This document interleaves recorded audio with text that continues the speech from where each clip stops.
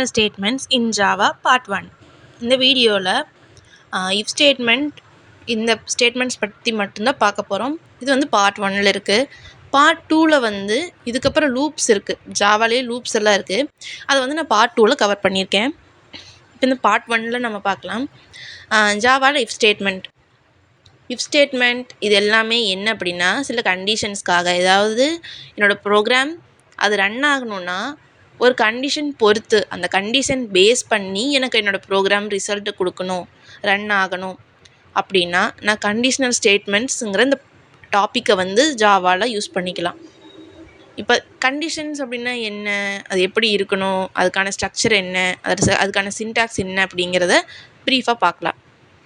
இப்போது சிம்பிளான ஒரு இஃப் ஸ்டேட்மெண்ட். இந்த இந்த சின்டாக்ஸ் பாருங்கள். இஃப்க்கு பக்கத்தில் கண்டிஷன் இருக்கணும்.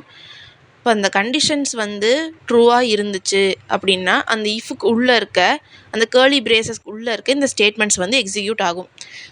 ஒருவேளை இந்த இஃப்க்கு பக்கத்தில் நான் கொடுத்துருக்கேன் இல்லை இந்த கண்டிஷன் ஃபால்ஸு, இதோட ரிசல்ட் வந்து எனக்கு ஃபால்ஸ் ஆயிடுச்சு அப்படின்னா எனக்கு இந்த ஸ்டேட்மெண்ட் வந்து ரன் ஆகாது, எனக்கு எக்ஸிட் ஆகிடும். அதாவது இந்த கேர்லி பிரேசஸ் ஓப்பன் பண்ணி க்ளோஸ் பண்ணியிருக்கேன் இல்லையா, இந்த க்ளோஸ்டு கேர்லி பிரேசஸ்க்கு அடுத்து இருக்க ஸ்டேட்மெண்ட் எனக்கு ரன் ஆகும். புரியுதா? அதாவது எக்ஸிட் ஆகிடும். உள்ளுக்குற இந்த இஃப்க்கு உள்ளே இருக்க எந்த ஸ்டேட்மெண்ட்டுமே ரன் ஆகாது. அதாவது இது ஃபால்ஸ் ஆன பட்சத்துக்கு அப்படி. இது வந்து ஒரு சிம்பிளான ஒரு இஃப் ஸ்டேட்மெண்ட்டு. நெக்ஸ்ட் இதில் வந்துட்டு இஃப் எல்ஸ் ஸ்டேட்மெண்ட். நான் ஆல்ரெடி சொன்ன மாதிரி இஃப்பில் இருக்க கண்டிஷன் ட்ரூவாக இருந்துச்சுன்னா அந்த கேர்லி பிரேசஸ் ஓப்பன் பண்ணி க்ளோஸ் பண்ணியிருக்கேன் இல்லையா, அதுக்குள்ளே இருக்க ஸ்டேட்மெண்ட்ஸ் வந்து ரன் ஆகும். அதாவது இதோட ரிசல்ட் வந்து ட்ரூவாக இருந்துச்சுன்னா. ஒரு வேறு ரிசல்ட் ஃபால்ஸாக இருந்துச்சு அப்படின்னா எல்ஸ் பார்ட்டுக்கு வரும். எல்ஸ் பார்ட்டில் இருக்கிற அந்த ஸ்டேட்மெண்ட்ஸ் எல்லாமே ரன் ஆயிரும். அதாவது ஃபால்ஸாக இருந்துச்சு அப்படின்னா தான் இந்த எல்ஸ் பார்ட்டுக்கு வரும். இஃபோட கண்டிஷன் ட்ரூவாக இருந்துச்சுன்னா இஃப் கண்டிஷன் பிளாக் எல்லாமே ரன் ஆகும். அந்த கண்டிஷன் ட்ரூவாக இருந்துச்சு அப்படின்னா ரன் ஆகுது இல்லையா, அதோட முடிஞ்சிடும். எல்ஸுக்கு வராது, எல்ஸ் பார்ட்டுக்கு அது வரவே வராது. இந்த எல்ஸை தாண்டி அதுக்கு அடுத்த ப்ரோக்ராமில் ஒரு 1000 லைன்ஸ் இருக்குது இல்லையா, அதுக்கெல்லாம் ரன் ஆகும். இதை வந்து நம்ம ஒரு எக்ஸாம்பிள் ப்ரோக்ராம் பார்க்கும்போது உங்களுக்கு இன்னும் இது கொஞ்சம் டீப் அண்டர்ஸ்டாண்டிங் கிடைக்கும். நம்ம இந்த இஃப் எல்ஸ் பார்த்தோம் இல்லையா, இதுலேயே வந்து நம்மளுக்கு நெஸ்டட் இருக்குது. இப்போது இஃப்பில் நம்ம ஒரு சிம்பிள் இஃப் எடுத்திருக்கோம். அந்த இஃப்க்கு பக்கத்தில் ஒரு கண்டிஷன் இருக்குது. அந்த கண்டிஷன் ட்ரூ ஆச்சு அப்படின்னா ஃபஸ்ட் கண்டிஷன், அதாவது நான் 2 கண்டிஷன் யூஸ் பண்ண போகிறேன். எனக்கு ஃபர்ஸ்ட் கண்டிஷன் ட்ரூ ஆச்சு அப்படின்னா அந்த கண்டிஷன் ரன் ஆகும். இந்த கண்டிஷன் ஃபால்ஸ் ஆயிடுச்சு, என்னோடய ஃபர்ஸ்ட் கண்டிஷன் ஃபால்ஸ் ஆயிடுச்சு அப்படின்னா செகண்ட் கண்டிஷன் செக் பண்ணி பார்க்கும். அதாவது ஒரு இஃப்க்குள்ளே இன்னொரு இஃப் பிளாக் கொடுக்கறது. இன்சைடு, அதாவது ஒரு இஃப் பிளாக் இருக்குது, அதுக்கு இன்சைடு இன்னொரு இஃப் பிளாக் நான் கொடுக்குறேன். இப்போது என்னோடய ஃபர்ஸ்ட் கண்டிஷன் ட்ரூ ஆச்சுன்னா தான் எனக்கு இன்சைடு இருக்க இஃப்குள்ளேயே வரும். அந்த ஃபர்ஸ்ட் கண்டிஷன் ஃபால்ஸ் ஆகிடுச்சுன்னா உள்ளுக்குள்ளே இருக்க அந்த இன்னர் இஃப்க்கு வராது, எக்ஸிட் ஆகிடும். புரியுதா? அதாவது அவுட்டர் இஃப் இருக்கு இல்லையா, அதோட கண்டிஷன் ட்ரூ ஆச்சுன்னா தான் எனக்கு இன்னர் இஃப்குள்ளேயே வரும். அது ஃபால்ஸ் ஆகிடுச்சு, கண்டிஷன் 1ங்கிறது அந்த அவுட்டர் இஃப், அது வந்து ஃபால்ஸ் ஆகிடுச்சு அப்படின்னா எனக்கு எதுவுமே ரன் ஆகாது, எனக்கு எக்ஸிட் ஆகிடும். நெக்ஸ்ட் லைன், இந்த 2 கேர்லி பிரேசஸ் தாண்டி எனக்கு நெக்ஸ்ட் லைன் வந்து ரன் ஆகும். இது வந்து நெஸ்டட் இஃப். இப்போது நம்ம என்னோடய கண்டிஷனில் இஃப் எல்ஸை தாண்டி நான் வந்து நிறைய கண்டிஷன்ஸ் கொடுக்கணும். இஃப் அப்படின்னா ஒரே ஒரு கண்டிஷன் மட்டும்தான் என்னால் கொடுக்க முடியும். ஆனால் இந்த எல்ஸ் இஃப் இந்த கான்செப்ட் மூலிமா என்னால் நிறைய கண்டிஷன்ஸ் கொடுத்து செக் பண்ண முடியும். ஃபார் எக்ஸாம்பிள் இந்த சின்டாக்ஸ் பாருங்கள். இஃப்க்கு பக்கத்தில் ஒரு கண்டிஷன் இருக்குது. அந்த கண்டிஷன் ட்ரூ ஆச்சு அப்படின்னா இஃப்குள்ளே இருக்க இந்த பார்ட் எல்லாமே ரன் ஆகும். இப்போ நான் எல்ஸ் இஃப்குள்ளே செகண்டாக ஒரு கண்டிஷன் கொடுத்துருக்கேன் இல்லையா, இந்த கண்டிஷன் ட்ரூ ஆச்சு அப்படின்னா அதுக்குள்ளே இருக்க பிளாக் எல்லாமே ரன் ஆகும். இந்த இஃப்பு இந்த எல்ஸ் இஃப் இந்த ரெண்டுமே ஒரு வேளை ஃபால்ஸ் ஆயிடுச்சு, இந்த 2 கண்டிஷனுமே எனக்கு ஃபால்ஸ் ரிசல்ட் ப்ரொவைட் பண்ணுது அப்படின்னா எனக்கு டைரெக்டாக எல்ஸ் பார்ட் வந்து ரன் ஆகிடும். இஃப் கண்டிஷன் ட்ரூ ஆயிடுச்சு அப்படின்னா அதில் இருக்க ஸ்டேட்மெண்ட் ரன் ஆகிட்டு அதோட எக்ஸிட் ஆகிடும். ஒரு வேளை அது ஃபால்ஸ் கொடுக்குது, அப்போ இஃப் இந்த இடத்துல கேன்சல் ஆயிடுச்சு, எல்ஸ் இஃப்குள்ளே வரும். எல்ஸ் இஃப் பிளாக்குள்ளே வந்துட்டு எல்ஸ் இஃபாவது ட்ரூவாக இருக்கா அப்படின்னு பார்க்கும். ட்ரூவாக இருந்துச்சுன்னா அதோட ஸ்டேட்மெண்ட் எல்லாமே ரன் ஆகும். இந்த இடத்துல எல்ஸ் இஃப்பும் சேர்ந்து ஃபால்ஸ் ஆயிடுச்சு அப்படின்னா அது கேன்சல் ஆயிரும், எல்ஸ்க்கு வந்துடும். இப்படி தான் என்னோடய ப்ரோக்ராமோட எக்ஸிக்யூஷன் இருக்கும்.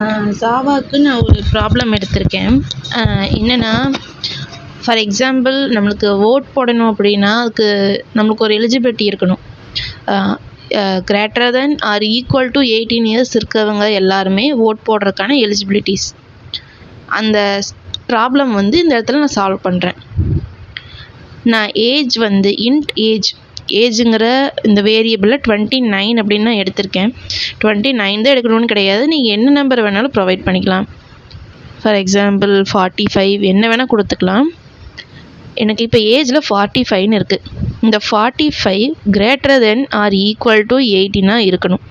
அப்படி இந்த இடத்துல இஃப்க்கு பக்கத்தில் இருக்க இந்த ப்ராக்கெட்குள்ளே இருக்கிறது தான் என்னோடய கண்டிஷன் ட்ரூவாக இருக்குது அப்படின்னா எனக்கு இந்த இஃப்குள்ளே இருக்க system.out.println எலிஜிபிலிட்டி டு ஓட் அப்படின்னு கொடுத்துருக்கு இல்லையா, எனக்கு டிஸ்பிளேயில் எலிஜிபிலிட்டி டு ஓட் அப்படின்னு பிரிண்ட் ஆகிடும். ஒருவேளை எனக்கு இந்த இஃப் கண்டிஷன் ஃபால்ஸ் ஆயிடுச்சு அப்படின்னா இந்த இஃப் பிளாக்கை விட்டு வெளியே வந்துடும். இந்த இடத்துல உங்களோட அண்டர்ஸ்டாண்டிங்க்கு இந்த இஃப் பிளாக்கை விட்டு ஒரு ஸ்டேட்மெண்ட் வந்து பிரிண்ட் பண்ணுறேன்.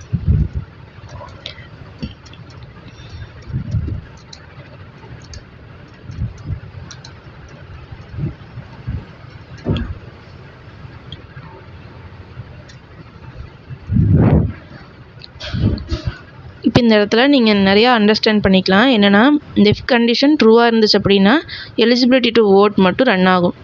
எனக்கு இந்த இஃப் கண்டிஷன்ஸ் வந்து ஃபால்ஸ் ஆயிடுச்சு அப்படின்னா எனக்கு அது கீழே இருக்கிற outside of if statement இதுவும் வந்து ரன் ஆகும்.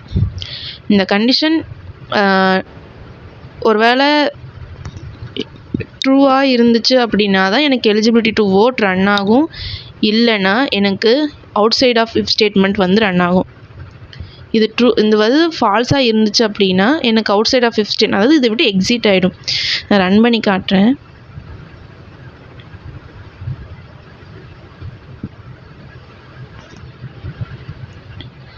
எனக்கு இந்த இடத்துல ரெண்டுமே ரன் ஆகும். ஓகேவா, இந்த கண்டிஷன் ட்ரூ ஆயிடுச்சு.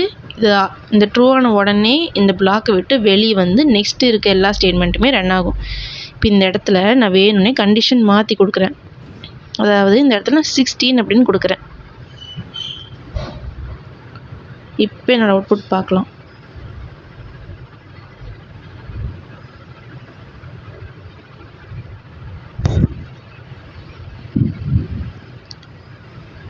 இப்போ என்னோடய கண்டிஷன் ஃபால்ஸ், அதனால் எலிஜிபிலிட்டி டு ஓட்டுங்கிற இந்த ஸ்டேட்மெண்ட் ரன் ஆகலை.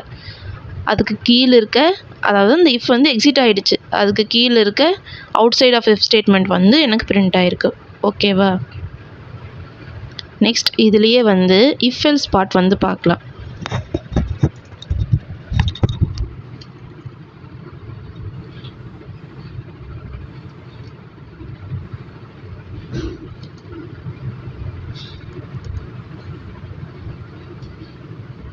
ஒருவேளை எனக்கு அவங்க எலிஜிபிலிட்டி டு ஓட் இல்லை அப்படின்னா நாட் எலிஜிபிள் அப்படின்னு பிரிண்ட் ஆகும்.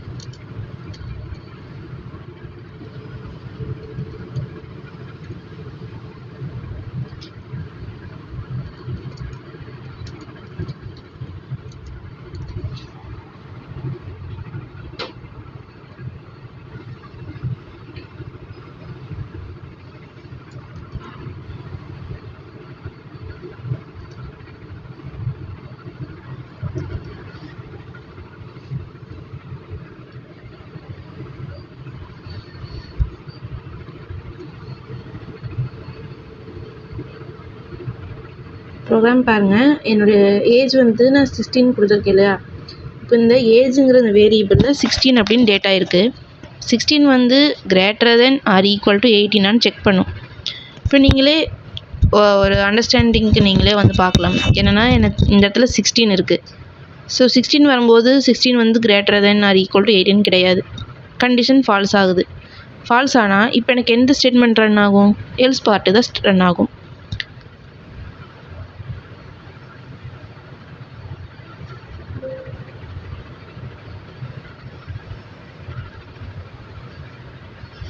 C not eligible to vote. ஓகேவா? இப்போது இதுலேயே நெஸ்டட் சிம்பிள் இஃப் பார்த்தேன் இல்லையா, 2 கண்டிஷன் கொடுக்குற மாதிரி, அது பார்க்கலாம்.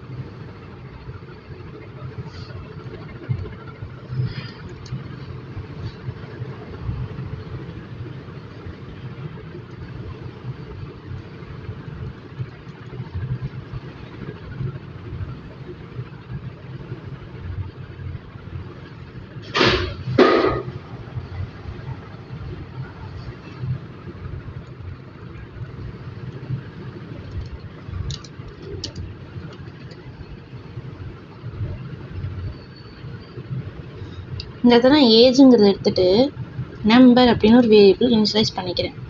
என்னோட நம்பர் 20. என்னோட நம்பர் greater than 0 இருந்தால் எனக்கு இந்த இடத்துல பாசிட்டிவ் நம்பர் அப்படின்னு பிரிண்ட் பண்ணணும்.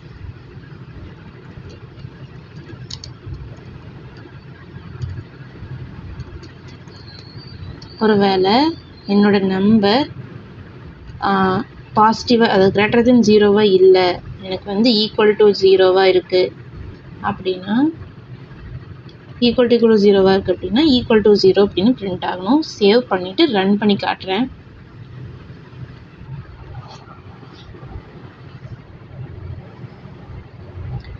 இந்த இடத்துல நம்பர் வந்து நான் 20ன்னு எடுத்திருக்கேன் இல்லையா, அந்த 20 ஒரு பாசிட்டிவ் நம்பர் நமக்கு தெரியுது, ஆனால் மிஷின் வந்து கண்டுபிடிக்கணும் இல்லையா. ஸோ நம்பருங்கிற இடத்துல என்ன வேல்யூ இருக்கும், 20ன்னு இருக்கும். 20 greater than 0 செக் பண்ணியிருக்கோம், பாசிட்டிவ் நம்பர். அதனால் எனக்கு பாசிட்டிவ் நம்பர் ரிசல்ட் வந்து பிரிண்ட் பண்ணிருச்சு. இது ஏன் நெக்ஸ்ட்டு இஃப்குள்ளே போகலை, ஒரு இஃப் வந்து ட்ரூ ஆயிடுச்சு இல்லையா, அதாவது ஃபர்ஸ்ட் இஃப் கண்டிஷன் ட்ரூ ஆகிடுச்சு பாசிட்டிவ் நம்பர் அப்படின்ட்டு, அதோடு இது வந்து ஸ்டாப் ஆகிடுச்சு. அதுக்கப்புறம் எக்ஸிட் ஆகிடுச்சு. அதுக்கப்புறம் எனக்கு நெக்ஸ்ட்டு இருக்க அந்த இஃப் கண்டிஷன் வந்து அது பார்க்கவே இல்லை, அந்த பிளாக்குள்ளே அது போகவே இல்லை. ஏன்னா எனக்கு ஃபர்ஸ்ட் இஃப் கண்டிஷனே ட்ரூ ஆனதுனால எனக்கு நெக்ஸ்ட் இஃப்குள்ளே அது போகவே இல்லை. நெக்ஸ்ட் நம்ம if else if else else இஃபோட பார்க்கலாம். எல்ஸ் இஃப் கண்டிஷன் பார்க்கலாம். எனக்கு இதே நம்பர் லெஸ் தென் 0 இருக்கும்போது, 0க்கு லெஸ் தென் இருந்தேன்னு அது நெகட்டிவ் நம்பர். ஓகேவா?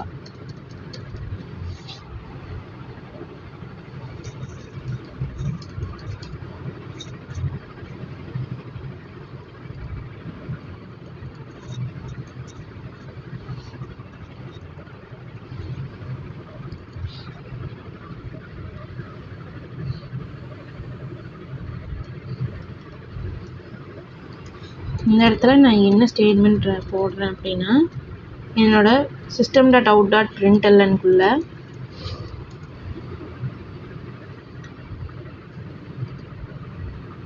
Equal to 0.